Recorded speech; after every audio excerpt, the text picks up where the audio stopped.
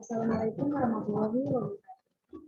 Izin memperkenalkan diri karena nama KTP 424 dan Martin Wanti SPB 3879.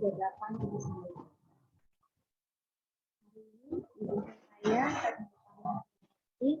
untuk menjelaskan beberapa paparan dari saya tentang pengendalian kerugian negara dan aksi dari menteri atau pimpinan.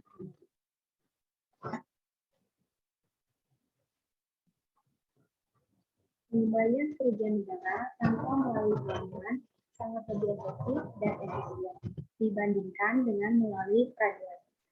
Hal ini didasarkan bahwa pengembalian kerugian negara tanpa melalui peradilan terbilang sangat mudah penyelesaian karena tidak menggunakan prosedur yang selalu berbelit-belit.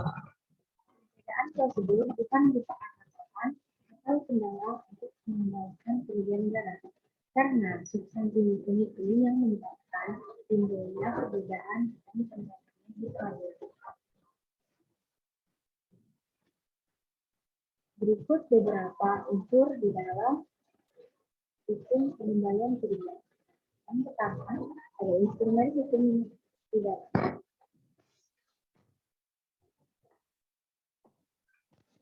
Terkait pengembalian kerugian negara melalui peradilan terkandung dalam UU PTK atau Undang-Undang Pemberantasan Tindak Pidana Korupsi.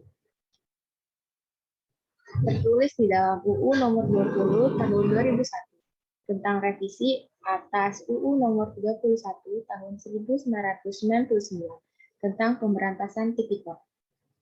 UU PTK membuat ketentuan-ketentuan yang terkait dengan tindakan atau perbuatan hukum yang menimbulkan kerugian negara dan memerlukan penyelesaian secara tepat tanpa melanggar HAM terhadap pihak-pihak yang terjaring sebagai pelaku tindak pidana korupsi. Sesuai yang telah dijelaskan pada pasal 2 ayat 1 UU PTK yang berbunyi, setiap orang yang secara melawan hukum melakukan perbuatan memperkaya diri sendiri, orang lain, atau suatu korporasi yang dapat merugikan keuangan negara atau perekonomian negara, dipidana dengan pidana penjara seumur hidup atau pidana penjara paling singkat 4 tahun, serta paling lama 20 tahun, dan denda paling sedikit 200 juta rupiah, dan denda paling banyak 1 miliar rupiah. Yang kedua yaitu ada instrumen hukum administrasi. Menjelaskan bahwa ketika pejabat negara atau pegawai negeri dalam pelaksanaan tugas melakukan kerugian negara, maka tepat bila diterapkan instrumen hukum administrasi. Berdasarkan penggunaan instrumen hukum administrasi, bila terjadi kerugian negara yang dilakukan oleh pejabat negara atau pegawai negeri, tidak boleh digunakan pertanggungjawaban pidana, kecuali dalam pelaksanaan wewenang terdapat upaya untuk memperkaya diri sendiri, orang lain, atau korporasi. Boleh diterapkan pertanggungjawaban pribadi yang berujung pada pertanggungjawaban pidana.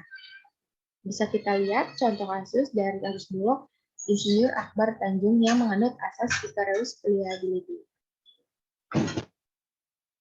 Di sini saya akan memperlihatkan video reaksi dari Bapak Insinyur Akbar Tanjung perihal kasus.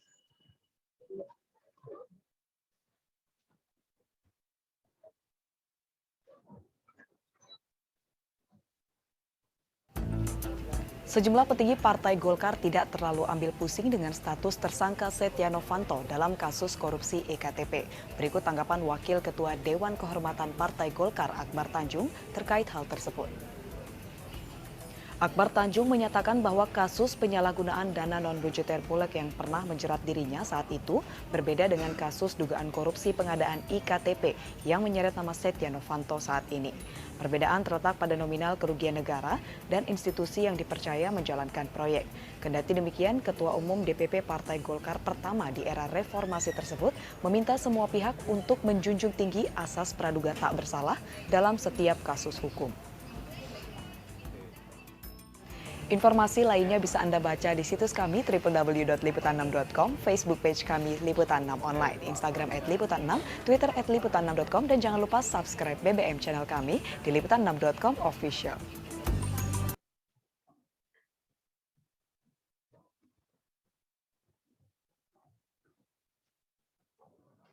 Berikan ini video reaksi dari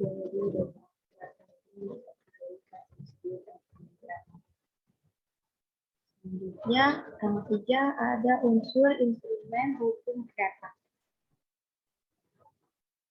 Dalam unsur instrumen hukum pidana diketahui bahwa pengembalian kerugian negara melalui peradilan boleh dilakukan bersamaan dengan pengembalian kerugian negara di luar peradilan.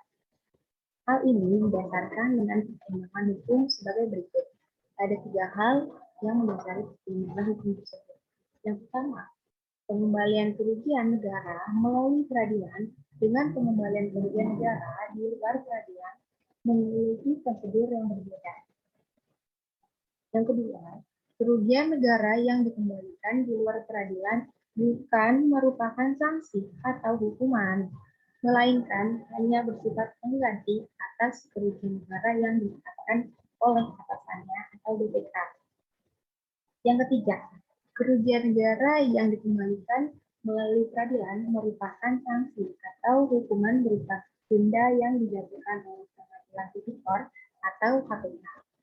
Bisa kita dapat simpulkan bahwa poin yang pertama ini menjelaskan prosedur pengembalian kerugian negara melalui peradilan itu memiliki prosedur yang berbeda dengan pengembalian negara di luar peradilan.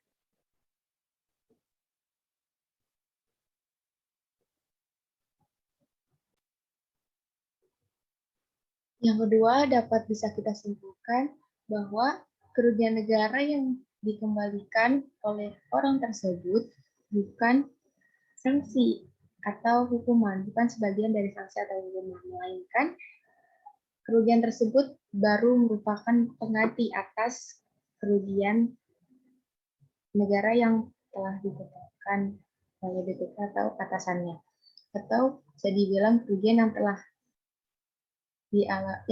diperbuat oleh orang tersebut. Dan yang ketiga bisa dapat kita simpulkan bahwa kerugian negara yang dikembalikan merupakan hukuman atau denda yang telah dijatuhkan oleh pengadilan tipikor atau KPK.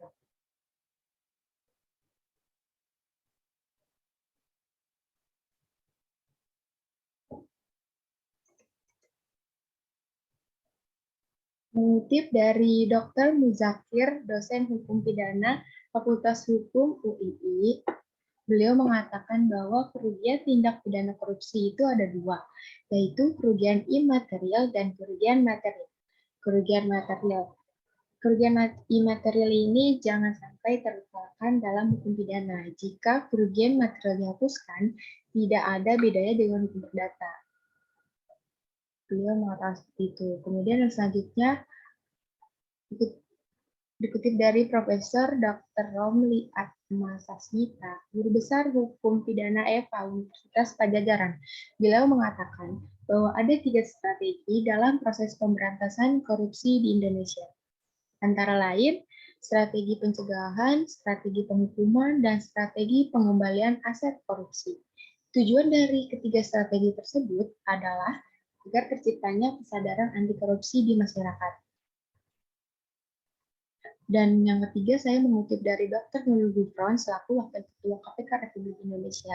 Beliau menjelaskan bahwa ada 3 isu tentang pengembalian kerugian negara serta kepentingan penegakan hukum.